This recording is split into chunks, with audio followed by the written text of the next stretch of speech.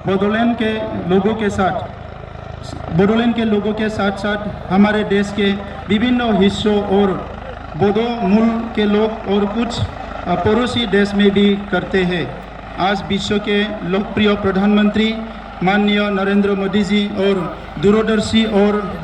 निर्णायक गृह मंत्री माननीय अमित शाह जी के नेतृत्व में भारत की हर एक भाषा, संस्कृति और परंपरा केवल सुरक्षित ही नहीं बल्कि इनको विस्तार करने के लिए एक अलग दिशा और मान्यता दिया जा रहे हैं।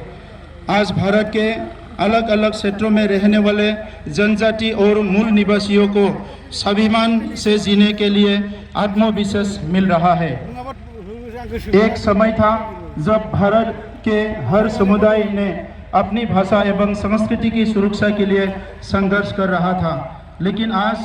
बाथौ गौमा आरज प्रार्थना सभा में माननीय केंद्रीय गृह मंत्री जी की उपस्थिति से ये संदेश मिलता है कि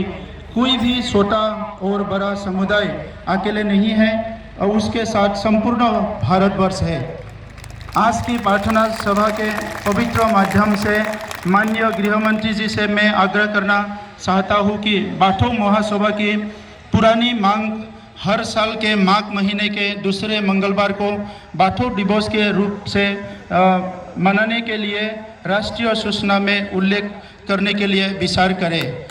आज से सिर्फ बाथौ परंपरा ही नहीं, मुझे उम्मीद है कि बोडो समुदाय को हर एक विषय पर विकास और प्रगति के एक नए मार्ग में चलने का नए ऊर्जा मिलेगा।